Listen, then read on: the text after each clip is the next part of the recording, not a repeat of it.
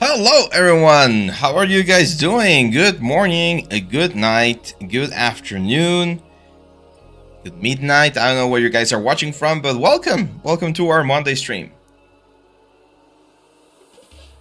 I actually was up late yesterday finishing the course, so I'm a little bit what's the word? Tired? Well, not tired, sleepy. A little bit sleepy, but we're here and we're ready to jump into some announcements. So the course is finished. I finished recording. I just need to do the intro video and a couple of extra renders and stuff. But other than that, yeah, we're ready. So we're gonna have questions, like ask me anything about the course, and then we're gonna do a little bit of 3D. Sounds good? Let's see. Balaji Ruang, Balakurti is here. Robert Buchanan, Georgie. YHG, Anycat, C Masterflex. I know, 2 minutes late. Sorry about that, my friend. I was getting my little cup of coffee on my dinosaur cup because I'm really sleepy. So I'm here.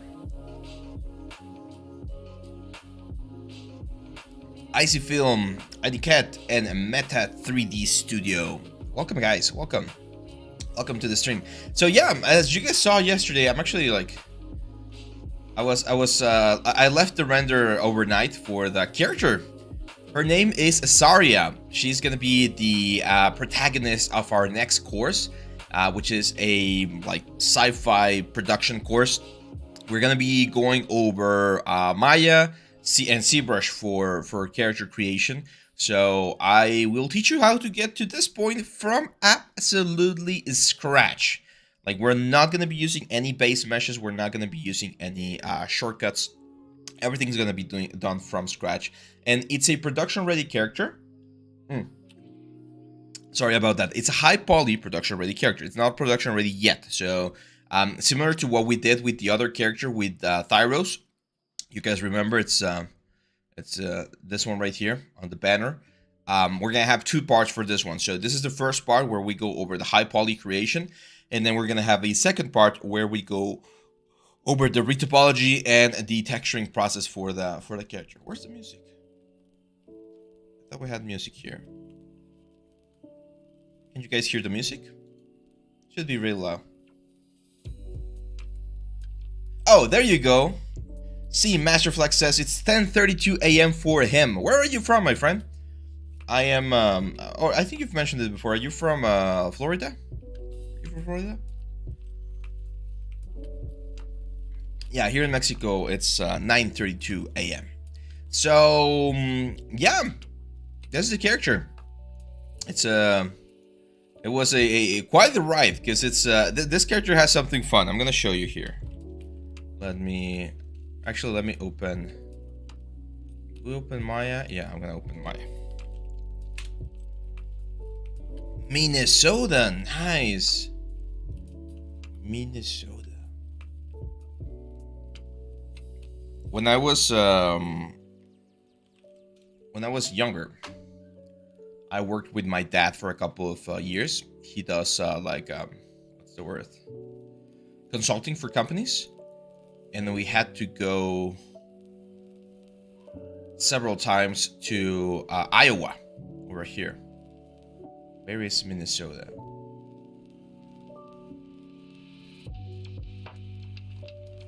Trying to find Minnesota. That was around here. Oh, there we go. Yeah. So, top of Iowa. So yeah, we used to go a lot to Davenport, and Moline. We went to John Deere. We were working in there for a couple of years. I love this sound.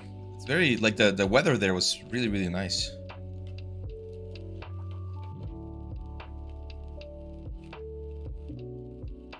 Let's see, Josh Dongress says, hello, can you make a course on mental ray and real flow?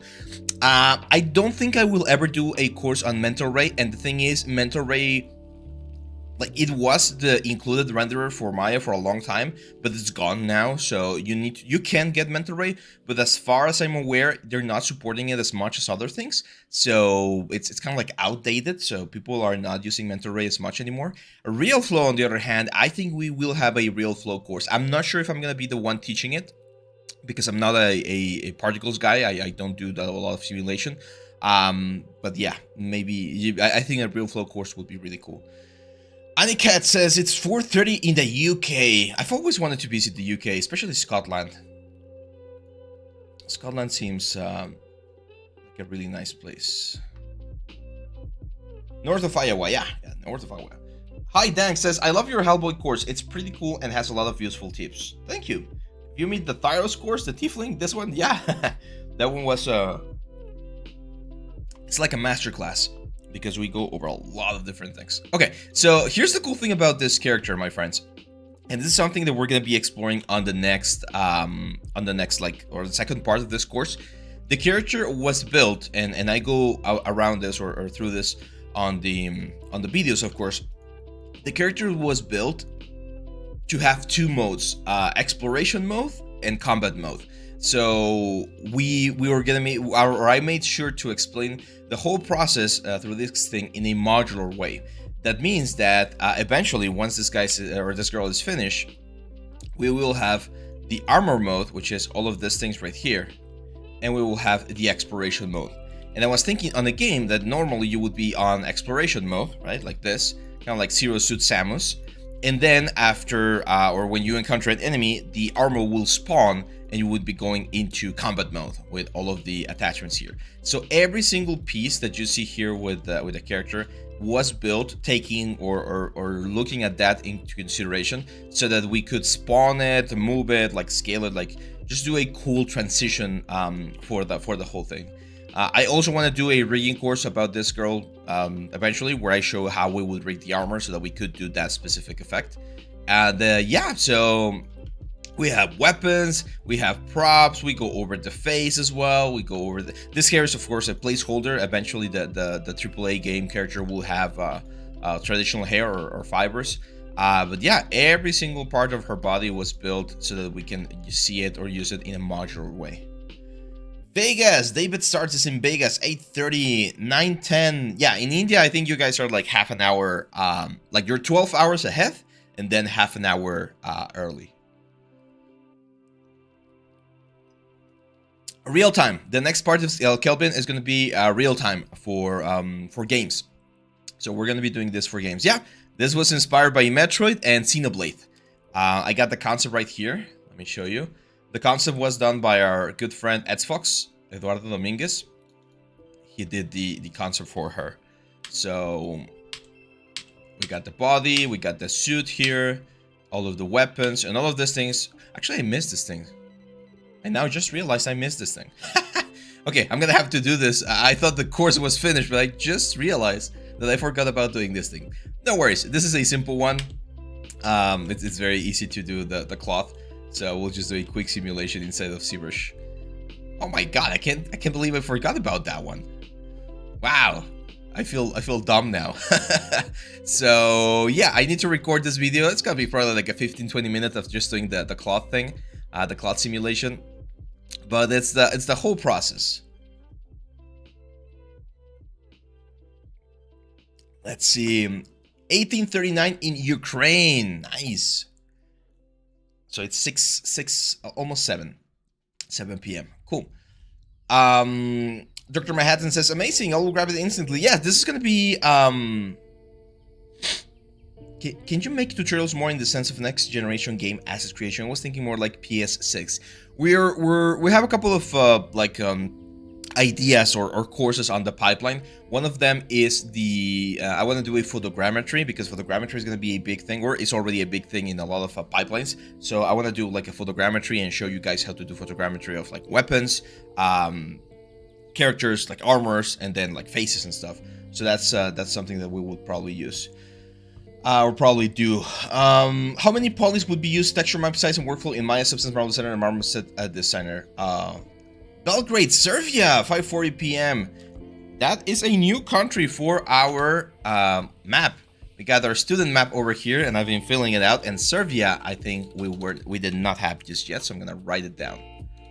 Serbia. So if we were to make this character, or when we make this character a AAA ready character, the face is probably gonna be about 20 to 30k polygons. The hair is gonna be, well, actually, like, let's go to Maya. So the full, like this body right here, like if I could give you an estimate of the amount of polygons, it would probably be about 60k triangles or 70k triangles for all of these things right here, because we do have some like silhouette changes on some parts of the armor, like some of the plates and stuff. And usually the hair, if we're using hair cards, it like creates a lot of work right there. And then we're probably gonna have another 60 or 70k for the whole armor and weapons as an extra armor as well. So in total, it's probably gonna be about 150k triangles. Texture-wise, it's probably gonna be 4K maps. So we're gonna have one 4K map for the head and the eyes and stuff like that. We're gonna have one 4K map for the whole body, and then we're gonna have one 4K map for the armor, and one 4K map for the weapons. And that's probably how I would divide the character if we had to do it that way. Let's see.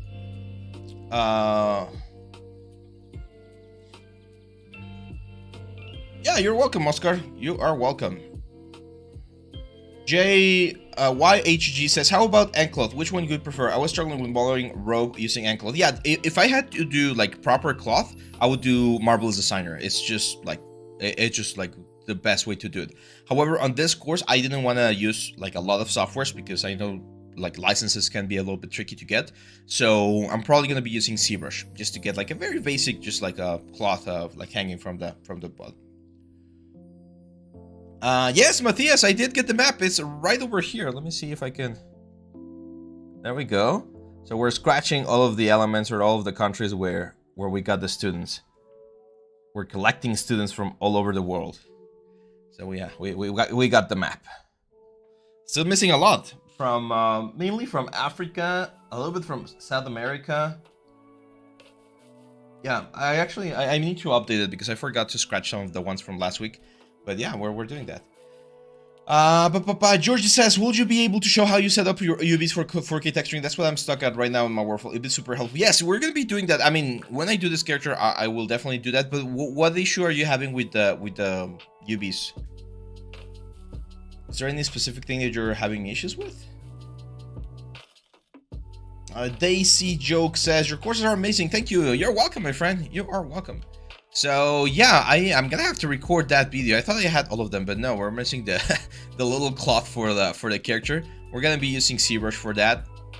It's a rather simple thing. So we got an attachment point here and here, and then an attachment point like back here.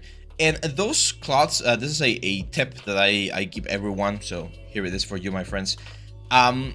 If we make characters too sexual or too like suggestive, people will only focus on that sort of stuff. So that cloth right there is to help hide a little bit of the growing area and not make it as obvious that she's wearing like a skin tight suit. Maximilian Beaver, I'm from Germany. Not sure if you got it already. I did a Maya for absolute beginners recently. Good stuff. Learned a lot. Yeah. We got Germany. I think we got Germany already. Yeah, we got Germany already. But thank you, man. Glad you liked the course.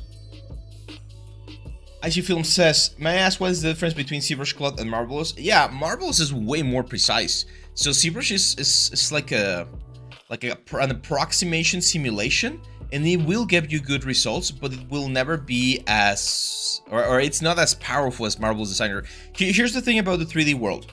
I've mentioned this before, right? There's main DCC applications, which are the softwares, the core softwares where you're gonna be doing most of the 3D stuff. Maya is one of them. Blender is one of them. ZBrush has been trying to be one of them for a long time, and I would say it has succeeded quite a bit. It has succeeded quite a bit. Like, you can do a lot of stuff nowadays in ZBrush. You can do modeling, you can do sculpting, of course. You can do like simulation. So now you can even do a little bit of rendering with Redshift and stuff. So ZBrush has been trying to be the DCC application, or one of the DCC applications, because when you are one of the DCC applications, you capture the whole market, right? Like if you are the option that an artist can buy and he's not gonna have to buy anything else, then that becomes more interesting for a studio, for an artist, because they only have or need one software. However, what tends to happen is that each application will specialize or will be a little bit better in certain things. For instance, Maya for a long time has been regarded as the best application for animation and rigging. And I think that's true. Like that rigging animation tools that Maya has are really, really, really good compared to, for instance, things like Blender. Blender, I think, wins in modeling. It's a lot stronger in modeling than Maya is, but it's not as strong in animation and rigging, in my opinion. So and then you have other applications that I like to call specialized applications, like RealFlow, Substance Painter, Marble Designer, etc., etc. And those are applications that focus on one specific area of the pipeline. In this case, the specific area would be, of course, like cloth simulation. So if we go with cloth simulation, Marble Designer wins by a mile. Let's see. I'm basically stuck at how I should map my UV so that the resolution is high enough for detailed texturing subs, especially for 4K. And my main problem is that I don't know how to set up those UVs. Okay, I'm gonna show you, because this girl, of course, does not have UVs, but I'm gonna show you how I set up the UVs for Thyros, the character, the Tiefling. So let me go to that project. Character textures. Thyros characters. Let's open a new scene.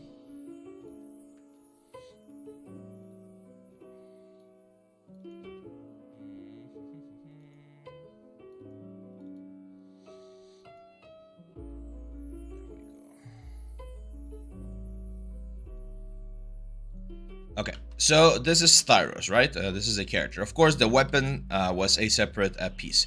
Now, if we take a look at the UVs, I believe I did use UDEMs for this guy. Oh no, I did not. Okay, so if we go, for instance, to the body has its own UVs. These are the UVs for the top part of the body. So this whole thing right here, because it has a lot of surface area, it's one UV map. And then the lower body, because again has a lot of surface, it's another UV map. And then the belt and the skirt, that's another UV map. The shoulder armor, that's another UV map. And then the props, they're another UV map. So in total, we have 5 4K UV maps for this guy.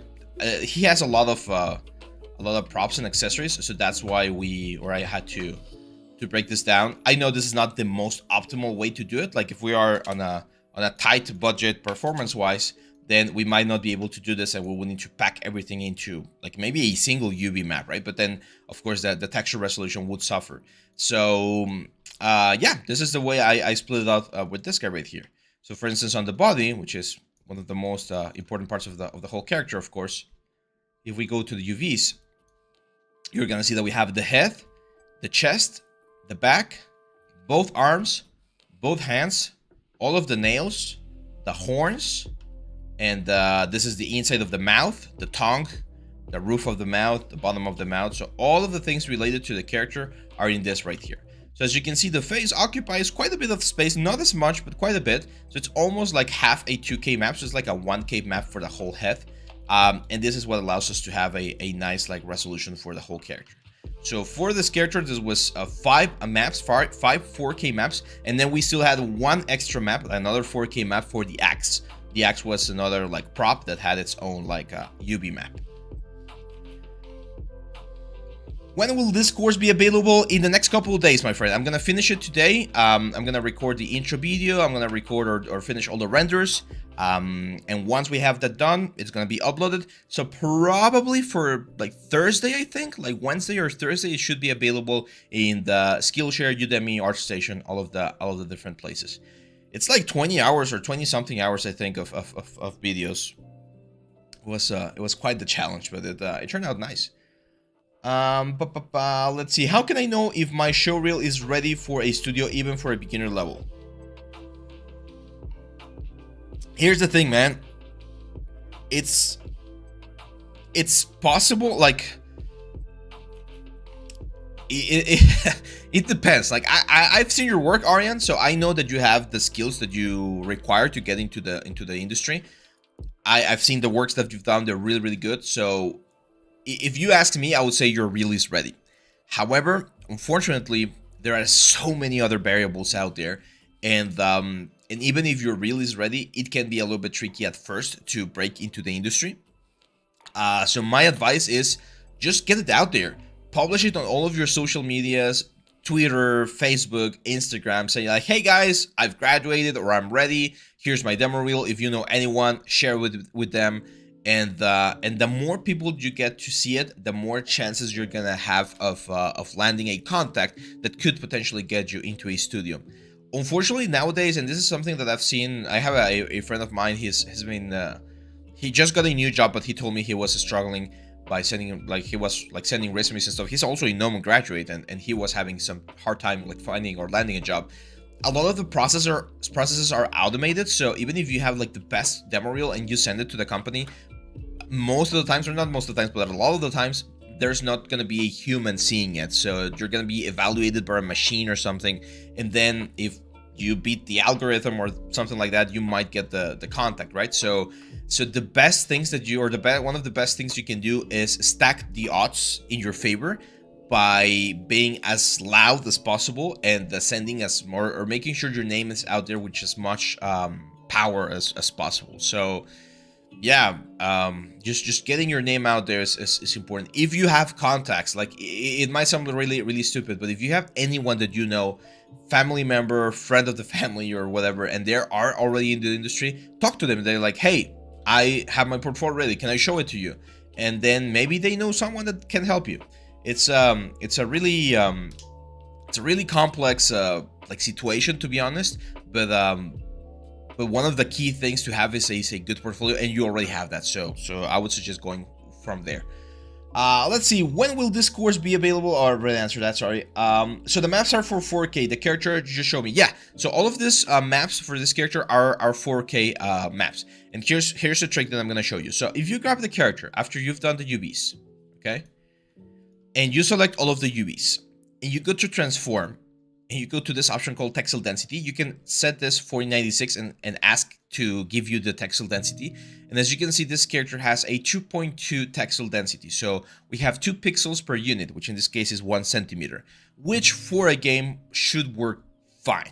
If we want to make this textile density bigger, we're going to have to either have more maps or more space. Sometimes in games, you're going to be able to do that. If you have like a really big creature, you might have 10 maps or something. But each map that you add is going to increase the texture size quite a bit. Now, one thing that you guys have or might have noticed lately is the fact that is the fact that the games are getting really, really huge lately. And most of the reason why that's happening is due to textures. Like, textures are really important for realism in games, and that's why like the new Jedi Fallen Order is like 160 gigabytes or something like that. It's ridiculous. It's ridiculous. Like you can't even buy the CD in a store and just hope to play it on your like console. You need to download stuff, and that's because the textures are now the bottleneck of the main thing. Polygons are actually not that much of a deal. Like on this case, where is it? UI. Wait. Display, heads up display, polygon. In this case, I have 113,000 polys for the whole like low poly character, and this is perfectly fine. As you can see, like Maya is not having any issues running with this. We are going like over 400 frames per second, so this is perfectly fine for a game. However, the textures, we have 4 4K or 5 4K textures. That's a little bit too much. So you need, that's why you need so much GPU memory, because it loads or it saves all of these textures into the GPU so that you can use them inside of the game. Let's say, how about Udemy in this case? Yeah, we could use Udemy, but for games, Udemy are not as recommended because you can get some like not all of the engines are compatible with Udemy. Don't worry, Arian. I love helping with any kind of question, so I don't mind giving my opinion about that. Chili says, can't you guys create a course like a beginner guide to UV or wrap or something? I already did that here on the channel. Let me get you the video.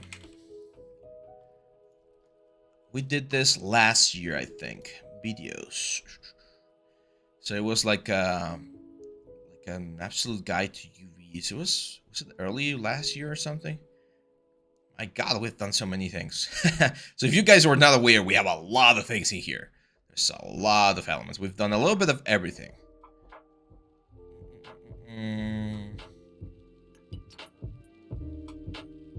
This one. So it's called 5 Steps for Amazing UVs. I'm gonna link it here on the channel if you guys want to watch it. And yeah, it doesn't have as many views, 2.1 views, but it's really good. I go through all of the information regarding like basic UV creation. I also go over UV creation in all of my courses, which you can find in Udemy. The link should be on the description as well. But that one that I'm sharing with you is it was requested by a lot of people, and I decided to do like one specific video right there. Yeah, I would suggest this one as well, the Madras mask texturing plus rendering, because I go over the process there as well. There's a lot of the what's the word, of places where we go over this. So yeah, just take a dive here on the channel and you're gonna find something. What will today's live be about? Which topic? That's a great question. So I wanted this to be a sort of like ask me anything about the new course, because that's what we're promoting today. But I also want to do a little bit of texturing on the book. So let's jump into that, shall we? So this is the character that we're promoting today, Saria. Oh yeah, someone asked for her name. Her name is Saria. Don't save this. And the course is going to be available very, very soon. So let's open Substance Painter. Let's open Substance Painter, and we're going to be doing a little bit of texturing right now.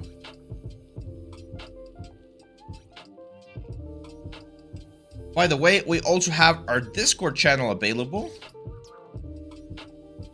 Got the Discord channel available. In case you guys want to join, let me share the link real quick as well. I actually shared a little sneak peek yesterday. Emir, great question. We're going to be doing that character inside of Maya and ZBrush. I would say it's like 70% ZBrush and 30% Maya, because there's a couple of things where Maya is really, really powerful. And I show you how to use it right there. Cool. So we got the book right here. We got the bakes ready. So now it's time we start like playing or adding all of the different like pieces. Now, I don't have the book. Let me see if I can find the concept, because I was lucid. Where is it? Fantasy book. Concept art. Now I'm not finding it. I think I called it Magic Book. There we go. Oh. Cool. Let's bring it to pure ref real quick. And there we go. So this is the concept, or the concept that we're following. And the way we're going to be doing this is very, very simple. We're going to be blocking in the main materials of the book, and then we're going to be like just adding some details and stuff. So let's start with the head. I think the head is one of the most important ones. So I'm going to use this concrete simple that looks like stone. There we go. I'm going to Control G the element. I'm going to call this rock. I'm going to right click. I'm going to add a black mask to that group. And then on the black mask, I'm going to add a color selection so that we can pick a color and pick the stone, as you can see right there. That's going to give us a very nice result. So once we have this, as you can see, the concrete has a lot of detail and it's erasing a lot of the normal map information that we had. So I'm going to go to the object. One of the cool things about Substance Painter is that we can modify the different elements from the object. So for instance, we can go down here and we can like literally eliminate the height channel, and as you can see, that removes all of the stone details. We're left with our stone detail. Remember that we sculpted a stone detail inside of ZBrush, so we're left with our stone detail, and this makes the stone look way, way, way cleaner, which is pretty much what we want. Then we're going to be adding like some very basic layers. One of them is, of course, some dirt. So I'm going to go to the materials. I'm going to use rust. I always like using rust But what I'm gonna do is I'm gonna change the color of the rust to a dark color like this. And we're gonna add a black mask, and we're gonna add a generator, and we're gonna add a dirt generator. And as you're about to see, this will give so much depth. Look at how much depth we get thanks to this layer right there. Like, it just makes the whole thing like pop out of the pages, right? This is what we're going for. This is the kind of effect that we're going for. And this is why sculpting is so important, because if you sculpt and you create amazing looking models, then all of that information is going to be baked down into the maps that we use here inside of Substance Painter to get or bring back all of that information into our element. So that's what we're going to be doing. Could you show us how to do a clean bake? Georgie is asking. Every time I bake, it's some errors on edges. Well, the bake will always depend on your low poly and your high poly. As long as your low poly is clean, like this one right here, and we have enough distance from the edges, the bake should be clean. However, there are going to be some issues that can be a little bit complicated to fix. So for instance, here on my pages, you can see we have some bake issues right there. And that's because the objects are really close together and they're baking into each other. There's always going to be a little bit of of those issues. One of the things that we could do is, once we're finished and we have the final bakes, we can open this in Photoshop and manually just like clean up or erase or paint over some of the bad bakes, and that will give us a nice result. So let's see, Barjasin, how are you, my friend? Welcome to the stream. I'm doing good. A little bit sleepy, but I'm doing good. Oh, that was cold. Cold coffee is not good. Let's see. David Starch says, this is my second week on learning about 3D. I'm on your Skillshare about the red t-shirt and chainmail. Red t-shirt? I don't remember the red t-shirt. Chainmail? I don't remember. I've done like chainmail stuff. I don't remember the red t-shirt. A lot of information to process. Yeah, I mean, if you're in your second win, man, you're in for a ride. I've been doing this for 12 years and I'm still learning. So, yeah, I understand how you feel with all of the information. So over here on the rust, one of the things I'm going to do is I'm going to change this to overlay. That's going to darken it quite a bit, as you can see right there. And then I'm going to bring this down. Now, normally I would tell you guys to use the trick that I've shown before, where we bring the colors down a little bit, where we break up the surface a little bit. I'm not going to do it in this case because I think it looks really good. And we're going for this like kind of like cartoon stylized effect, right? Now, the next thing, or the next layer that I'm going to show you, is a layer that's going to allow us to have a little bit of metal edgeware. So I'm going to grab something like the concrete clean. This is going to be below the rust fine. I'm going to remove the height information. I just want color information. And I'm going to increase the tiling a little bit because I don't want that much texture. Something like that. There we go. As you can see, by increasing the tiling, we get a better resolution on the textures. This was a question that someone asked on the Discord like not so long ago. Like, how can we make the textures look better on Substance Painter, like not pixelated? This is one of the ways to do it. So when you place a new material on your object, like let's say this concrete clean, you can see it's very pixelated. Even though we have a 4K texture, it looks very pixelated. Why is that? Because sometimes the maps that are being used on the initial material are a little bit less, or they have low resolution. They're tileable. They're always tileable. But they have like very low resolution, like 512 or 1024 or something like that. So you need to go here to tiling and be like, hey, make this like 4 times.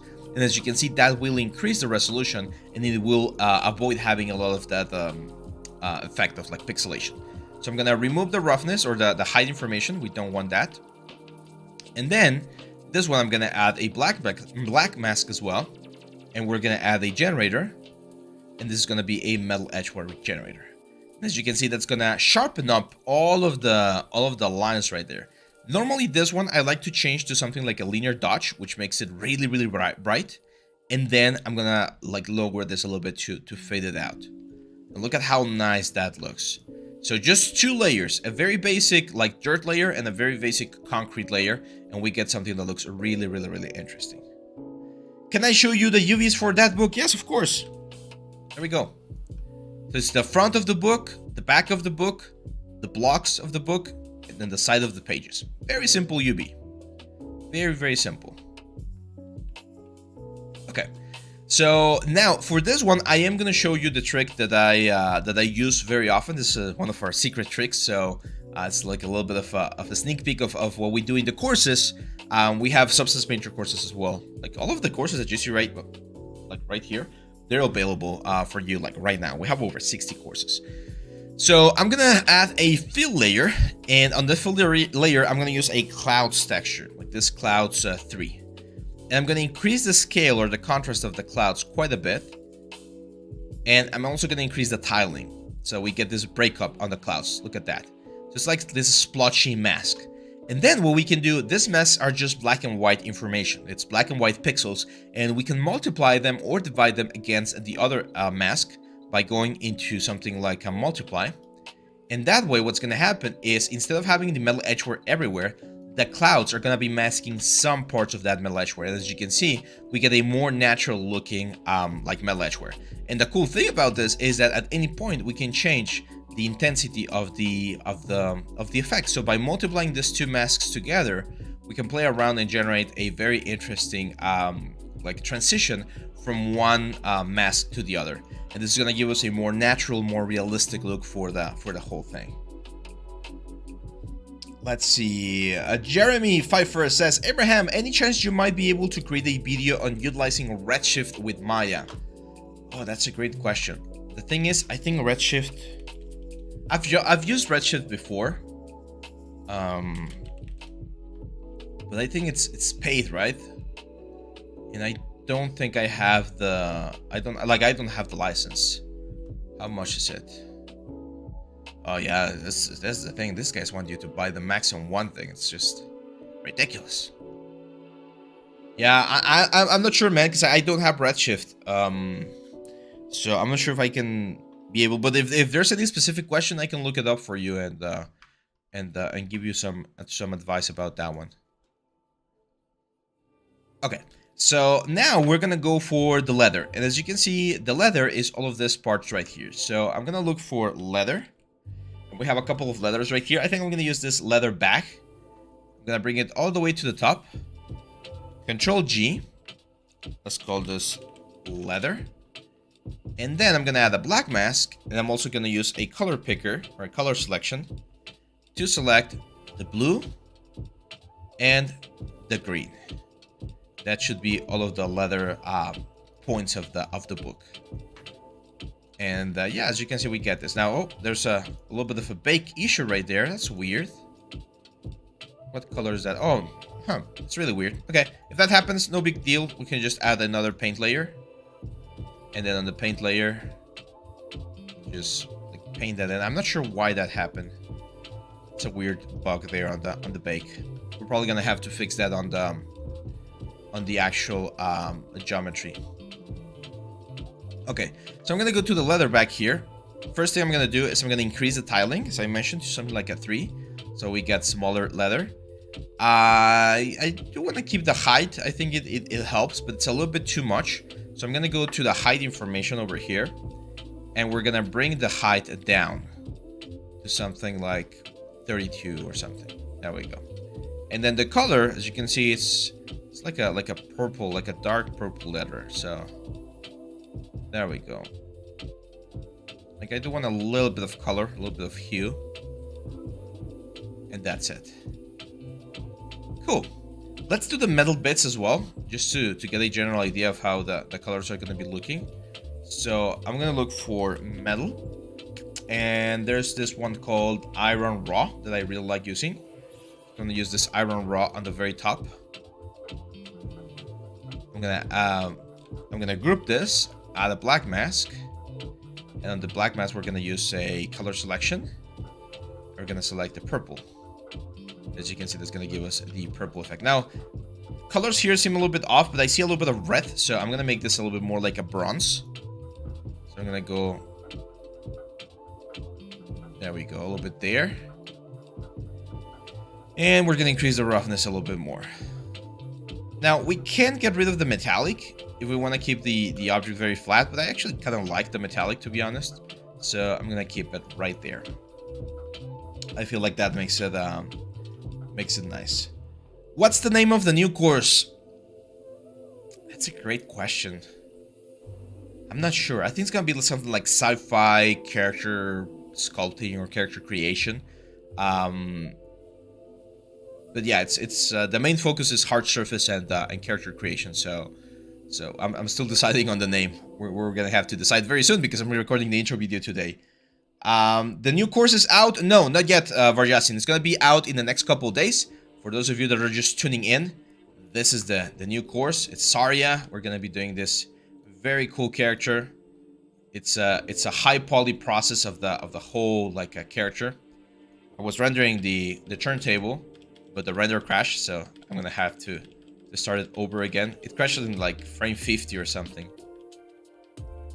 Yeah, like frame 50 it crashed. So yeah, this course is gonna be the next one, and we're still working on more courses. I'm gonna start working on a new course. I'm not sure if today, but definitely tomorrow. And Arash is working on another one. Danielle is also working on another one. So yeah, we got stuff coming. Let's see. Could you explain a little how IDs work when it comes to baking? Yes. So ID maps are a map that we have here. Let me see if I have it. No, we don't have it here.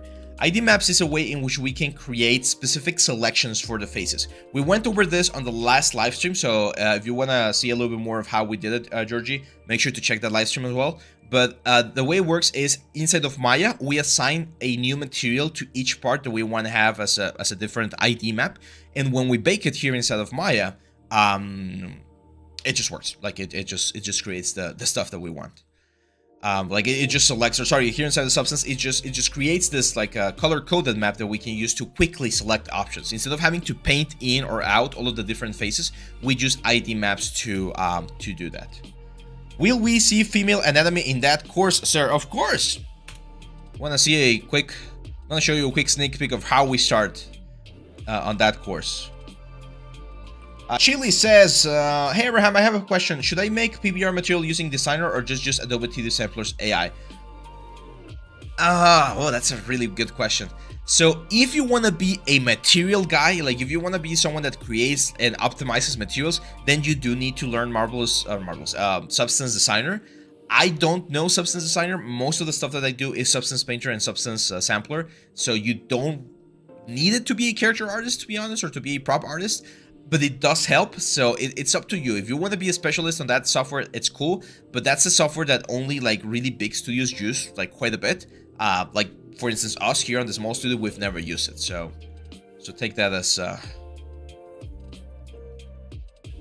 there we go. So we start with this. This is the first like a couple of chapters of the series where I show you how to do this like mannequin with C-spheres. Just the basic proportions of the character, and then we start pushing and pulling. So a couple of videos later, we do the basic sketch of the suit.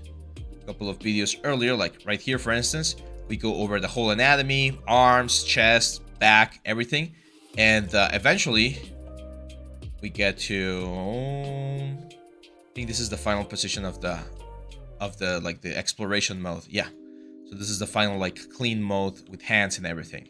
And then once we have the full armor done, or the full like exploration mode done, we jump into the armor. We do the full armor, and then on the final chapters, or one of the final chapters, we do the head. So everything is from scratch. We were not going to be using any base meshes for the body, because I do want to teach like the basics of anatomy as well. Yeah, thank you, man. Thank you. Let's say hey Abraham, I know you have like a million projects, but when you get some spare time, would be cool if you can continue with the Lighthouse. Yeah, I know, man. I know the Lighthouse is I'll probably do a video this week. I want to use that one to kind of like relax and just chill and do more like environment 3D. But yeah, as you say, there's a lot of things going on. Well, we'll continue. Do you add glow inside Substance or in Maya? You add glow inside of Substance. So to add glow inside of Substance is very simple. You go first to texture set settings, and on the channels, you need to add an emissive channel. So just click the little plus sign, add an emissive channel, and then on the layers, you can add a new layer. And now since we added the emissive channel, we actually have an emissive channel, this one right here. We select the color that we want to emit. Let's say this like purple color. And then you can paint in or out where you want that glow to be. Once you do this, when you export this from Substance, you are going to get an emissive map, and you're going to connect that emissive map inside of Maya or Unreal or whatever. And inside of those softwares, you're going to be able to control how you want that glow to be, like the intensity of the glow and stuff. So that's how you would do glow here inside of Substance. Is the character game ready in the new course? It's the first part of the sort of like masterclass, or however you want to call it. So in this first part, we only focus on the high poly. It's full high poly. We just make sure to get a really nice render in the high polys. The next part of this course will be the production ready assets. So we're gonna be doing retopology, UVs, and textures, very similar to what we did with the Thyros character. With this one right here, that's a 2-part course. So the first one is great if you just want to learn how to make the character inside of ZBrush, but then the second one is if you want to make it production ready. Because otherwise, if we we've discussed this, like if we try to compact everything into a single course, either it needs to be a way simpler character, or it's gonna be like a super long course, like 50 hours or something. And like we've seen from the data that we have that people don't watch courses that are as long. So that's why we had to take that or make that decision. How can I add glass in Substance? It's a little bit more tricky. You're gonna have to change shaders. So over here we have this shader, like the PBR Metallic or PBR Alpha Test, and you can try using some of these ones to generate something that looks close to glass. However, it's not really ideal to do glass here, because glass is more shader related and Substance Painter is more texture related. Should you ignore albedo map if you're coloring in emissive map? You can. However, if you want to like bring the color out even more, then having the albedo map and the emissive map be the same color will punch the values like a little bit higher. Red is asking, hi, so when I bake it makes 3 different UV tiles. I want only a single UV, character, body, skin color. How to achieve that? So if you're baking and you're getting multiple tiles, that means that you're exporting in multiple materials. So it's very important that when you export from Maya, if you only want one material, all of the objects on your low poly, not the high poly, the low poly should be part of the same material. This is a game ready asset. So this is for games because the topology that we have is really simple. So let's see if I got, I always forget how to turn on like the wireframe. But this is for games. This is for games. There we go, wireframe. So as you can see, the triangles are really like small, or not really small, but it's a low poly asset. So this will be for games. Now I'm gonna show you guys 2 layers that are really cool. You guys ready? Let's go. So these 2 layers are a way to create this sort of like fake look of hand painted textures. For, in this case, I'm gonna do it for the whole thing. So I'm gonna add a fill layer on top. This is gonna be a sort of like light purple layer, something like this. I'm gonna add a black mask. I'm gonna add a generator, and in the generators I'm gonna use a light generator. So the light generator, as the name implies, is pretty much like if we were shining a light on top of the character like this. And look at how nice we get this element. It looks like there's a light on top of the character, right? And it gives this sort of like again, like a hand painted vibe. And we can change the amount of glossiness, or we can make it a little bit more intense if we don't want as much light, so only the high points. We can change the highlight level. This is going to sharpen this a little bit more or soften it up. Light attenuation is not going to hit the bottom part as much, but if not, we can keep it like a very constant amount. And then if we set this up to linear dodge as well, we can kind of like use it to paint a little bit of volume into the element. Now this is again like hand painted textures, where if you have a different light source and it doesn't match the character, then it might not look as good. But I feel like this can like really bring in some nice volume to the whole thing. I'm gonna make the purple a little bit darker, and I'm probably gonna increase this a little bit more. We did a game recently for the museum, which is called Magic Desert. It's not finished, but we're working on it, and we use this technique quite a bit because since we're using VR, we want to optimize things as much as possible. And by painting in the light with this sort of like methods, we can save ourselves from having to bake the light inside of the game. 3D Mutiny says, good afternoon, nice book. Is this going to UE5? Yeah, that's the idea. The idea is for this to be on UE5. I don't remember the poly count for this one, Chili. I'm not sure, but I think it's like 5, maybe 10,000 triangles or something like that. For a hero prop, it's fine. Like that's a good number. And then what I'm gonna do here, I'm gonna add another layer. This is gonna be a dark, let's go for a dark red layer with just one color. So I'm gonna bring or turn all of these things off with just one color.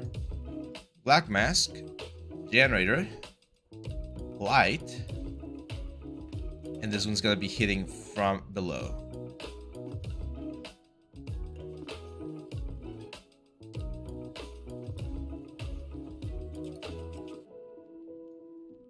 So if we go to the letter C, which are the channels, we can go to the color channel. There we go. And you can see how this thing is adding an extra layer of shadow coming from the bottom part of the book. And it's gonna just like add more contrast overall. Look at how much contrast we can get there. I'm of course gonna change this to like an overlay or something to darken it a little bit more. And you can see how we can get this to be super defined. We can play around with how intense we want this to be, but these two layers, the light layer and the shadow layer, like coming from the top and from the bottom, they're a really cool way to add a little bit more depth to the whole thing, which I think really makes the whole thing like pop out way more. Now I am gonna go to the paper. Let's do the paper real quick. So we don't have a paper one or a paper, what's the word? Material. We could download one, but here's where we could even use like another like general material. As long as it has the color, for instance, this mortar wall, it kind of looks like old paper. So I'm going to use this one. Control G, black mask, and we're going to use a fill or color selection. Pick a color, pick the yellow color. There we go. We can tell this a little bit more. So on the tiling, I'm going to increase the tiling a little bit more. And you can see it's a lot more like dark or a lot darker. So I'm going to go darker, but a little bit more saturated. Like that. Again, you can see the pink layer right there. That's part of the textures, part of the bakes. If you don't want that, then we can of course remove it or change it a little bit. And let's add a dirt layer here. Gonna add a third layer, black mask, generator, and we're gonna add a dirt generator. It's gonna separate the sheets of the paper a little bit more. We're gonna overlay to darken them up, and then play a little bit with the intensity. And as you can see, that's gonna give us a really nice breakup. I think this thing right here. One thing we can do is we can also add a generator. We could add like a dirt generator. And then multiply this. Or in this case, I think it's divide.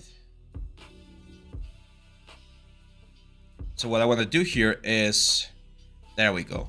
So I want to remove some of the light from like the inner sections of the book so that we don't get as much information there. So that way we still have the light affecting the character, but it's not going to be as much. And we're going to start seeing a little bit more of like the dark areas. There we go. So now the light is not hitting on the top parts, but we'll still get a nice highlight right there. Let's see. Chili is asking how much bevel amount is good for a game ready prop. A bevel amount? Well, I mean, it depends on the direction. Blizzard, for instance, on their games like Overwatch, World of Warcraft and stuff, they go really heavy on their beveling, like really heavy. So there's no like a specific amount or something that you might wanna respect. I'm gonna use this plastic material. I'm gonna tile this quite a bit. I'm gonna Control G, black mask, color selection. I'm gonna select the red color. There we go. You can see that the intensity is a little bit high on the height, so I'm gonna go to the height and bring this height down a little bit. Then we can go to the color. Change this color to like a dark red. I'm also gonna change the roughness. I'm gonna increase the roughness a little bit, so it's a little bit rougher. There we go. And we got the stitches. So I'm gonna grab like this fabric base.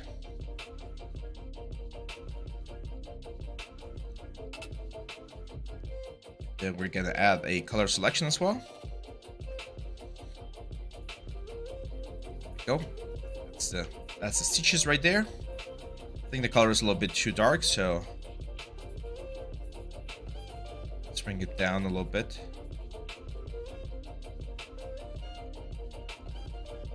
A little bit lighter.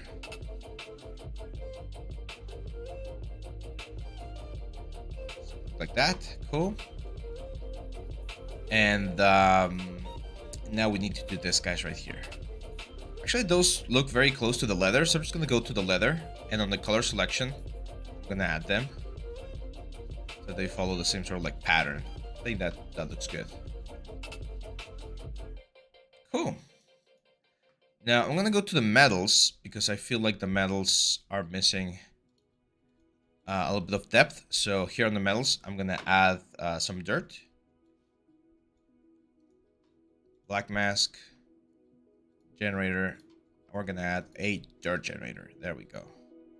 Definitely change this to overlay so it darkens things, and that's gonna give us a little bit more depth, which is what we're looking for.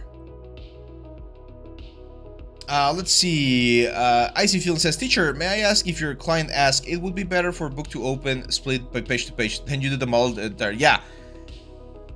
So that's a great question. Let's say I'm working with this thing, right? And I show this to the client, and I'm like, "Hey, I'm almost done. What do you think?" And they're like, "Oh, it looks really cool. But you know what? We just talked to like the final like client or the final person, and they want the book to open." And I'm like, "What?" And they're like, "Yeah, they decided that they want to do like a cinematic where the book opens." It's like, dude, that's not possible because that was not the original agreement, and therefore the book's not prepared to open. If they insist on doing it, if they insist like, "No, I know, but we need to make it open," I'll be like, "Okay, I mean, I'm gonna have to pretty much start over or start a lot of things over. Maybe not everything, but quite a bit of things. And you're gonna have to charge them more. Like I would never do something like that without like charging them more or sending another invoice, because it's extra work that they did not like foresaw before. And it's not your fault as an artist, right? That they didn't have their mind made up. So it's very important that you charge for that sort of stuff. But it could be possible. Like it could be possible to make this book open. Georgie says, "Do you set up ID maps in Maya on high poly or low poly?" On the high poly, because the high poly is the thing that bakes the information down into the element. So high poly is where we would be doing this. I'm gonna show you another map here. I'm gonna go to the leather, and the leather looks good, but I think we can make it look a little bit better. So I'm gonna go here inside the leather folder, and I'm gonna add a new layer. This is gonna be a rough layer. White is fine for now. I'm gonna add a black mask, and I'm gonna add a fill layer, and this is gonna be a scratches. So we have a lot of generators here inside of Substance Painter, such as this is scratches, and as you can see, we can use them to create something a little bit more interesting. So I'm gonna bring the height down as well. As you can see, those scratches are gonna go into the book, but they're only gonna be affecting the leather, which is really, really, really cool. Now we can change the color and go for like a darker effect or something. And it's pretty much like if we were going back to ZBrush, and we're adding this sort of detail like with alphas and stuff. But the cool thing about texturing is that if at any point someone says, "Hey, you know what, that's a little bit too much," oh, no problem. We just go back to the scratches. We can change the balance to add more, or we can like make them less. We can change the quantity of scratches. We can change the contrast. Like there's a lot of things that we can do, and it's all procedural, right? So it will change depending on how we modify it. We're gonna get a very nice result. Technically, we could bring this on top of like the iron as well, or on top of everything. If we get it out of the folders, it's gonna be affecting everything, or should be affecting everything. However, I'm not sure if I want this scratches to affect everything. You can see this is affecting like the stone and all the stuff. So again, not sure that's what I want, to be honest. So think I'm just gonna have this, guys, inside the leather layer. There we go. So yeah, not bad so far, right? Like, this is looking quite nice for the book.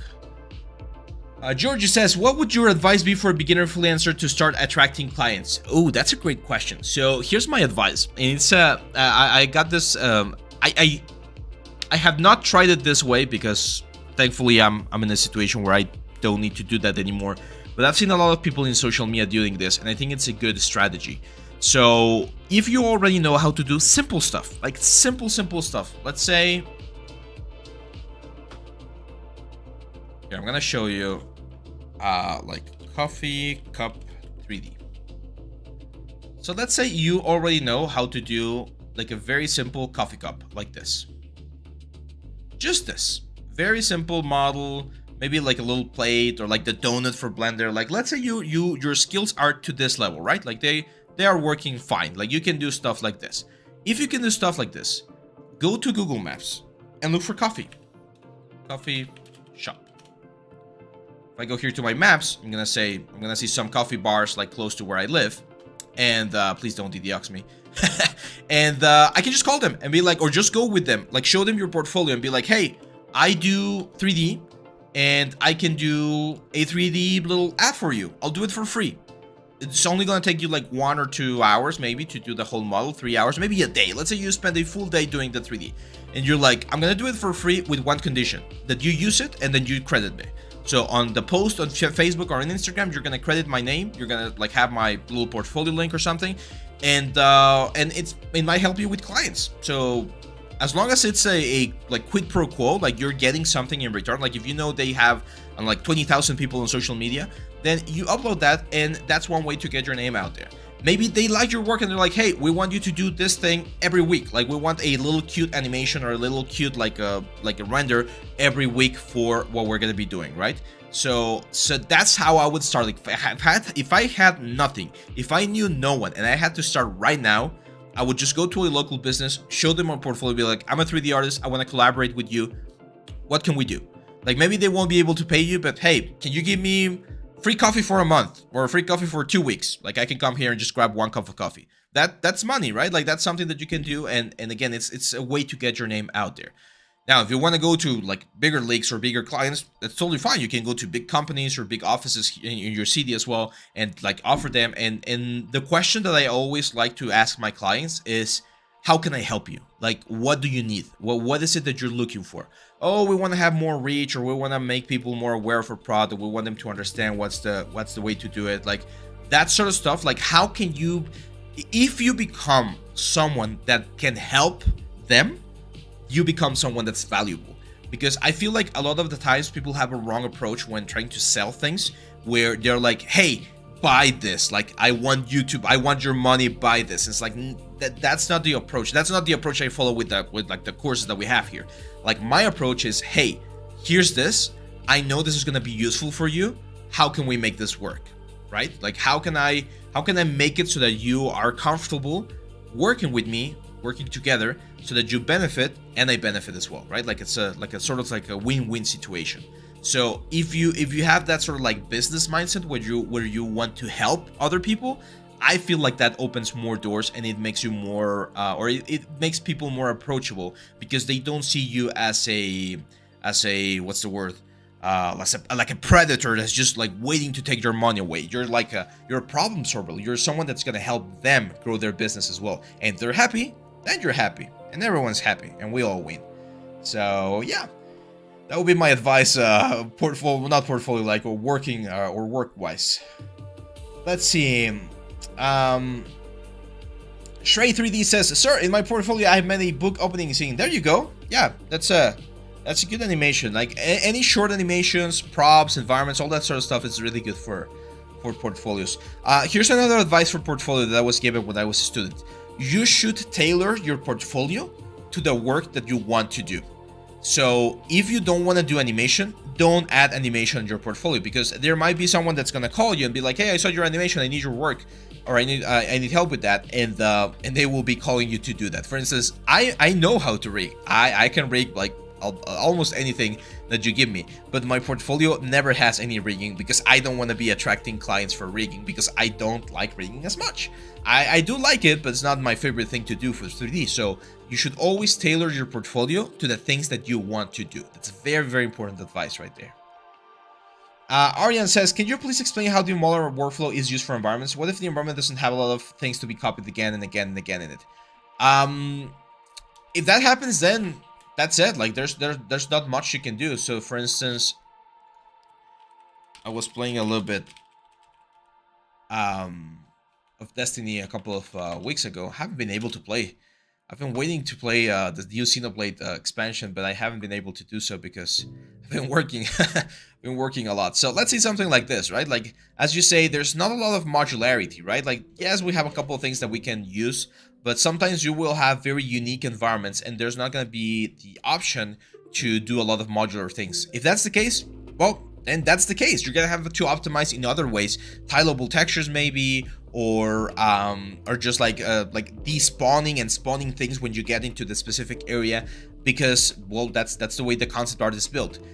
There are other ways to optimize things. Again, like textures is usually the way to go, but if there's not a lot of modular assets, then well, there's not, and you're gonna have to do a lot of things as a unique sort of construction. There's usually at least a couple. Like for instance here, like that's one modular thing. It's the same one as this. Maybe the binds are different, but the underlying things are the same. I'm not sure if this is concept art or actual 3D, but usually there will be enough things that you can like utilize to do the modular elements. Yeah, that's pretty much it. Let's see.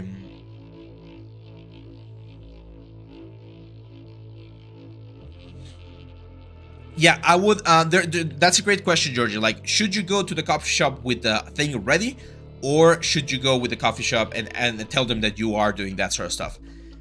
It depends. If you go with the thing ready, that shows balls, right? Like, that's like, hey, I do this. I can help you. Here's how I can help you. Let's do it, right? Like you drop the ball on your court, and that's one strategy that I like to use with my clients. Like, hey, I'm just gonna throw the offer out there. If you want to pick it up, that's fine. The thing about the coffee cup is you would do it in such a way that's modular. So if you go to a coffee shop and they're like, no, I don't like it, you just change the logo, go to another coffee shop and show them, it's like, hey, what about you? Do you want to work with me? And maybe you will have to ask 10 different coffee shops, but as soon as one of them accepts, if the other ones know this, and they will know this because they're the competition, if they know this, they're like, oh, damn, this guy went to that coffee shop and they did accept and we didn't. So now we're like behind, right? And they're gonna want to do something, so they might call you back. So it's a business is a huge game. It's a gamble in a lot of things, right? But like you can also go if you feel like, if I have a relationship or I know the owner of a place or someone that I want to work with, I would probably not show with work that I like pre-made or something. I would just show with my portfolio and be like, hey, I know what you do. I would like to collaborate. This is what I do.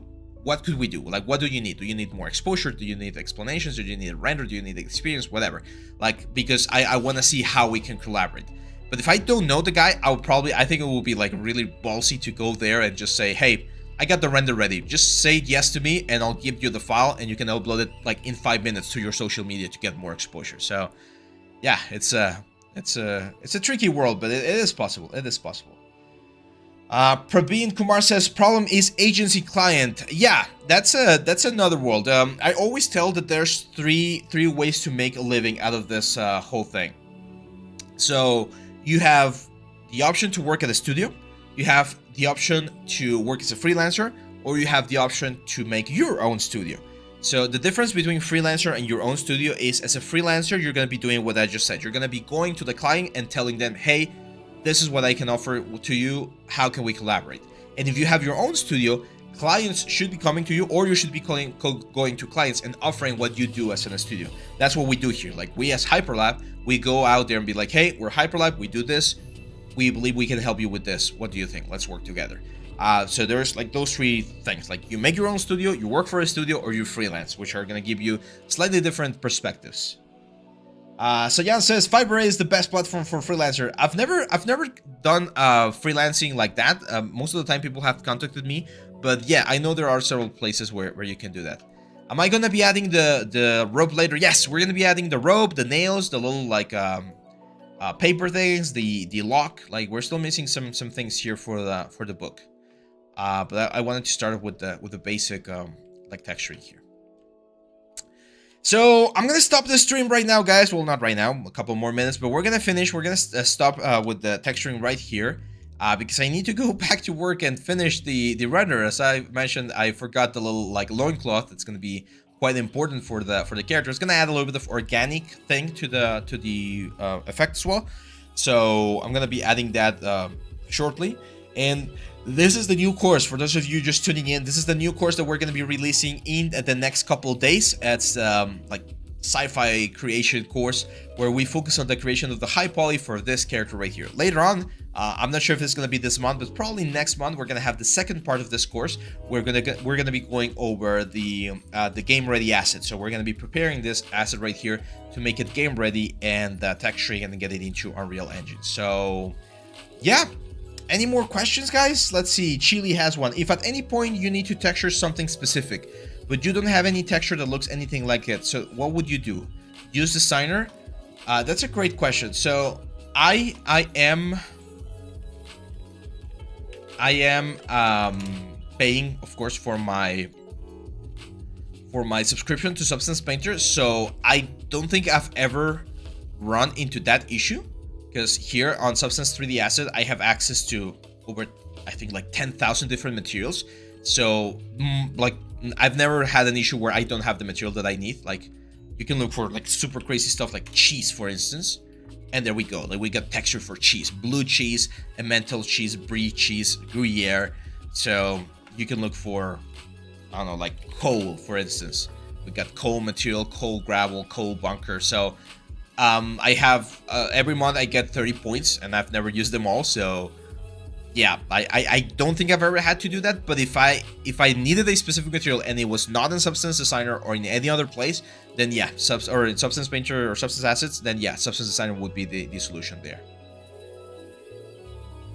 You're welcome, Georgie. You are welcome. Let's see. Dank Doan says, I have a small animation scene in Maya which has required realistic rain. What plugin or method should I need to do that in 3D? Oh, what do you mean by realistic rain? Like, if you need the rain to actually hit the surface, create the little ripple, bounce out, and generate like this sort of stuff, that's complicated. It's not impossible, but it is complicated because there's a lot of like dynamic simulation. You're probably gonna have to do something like real flow or something like that.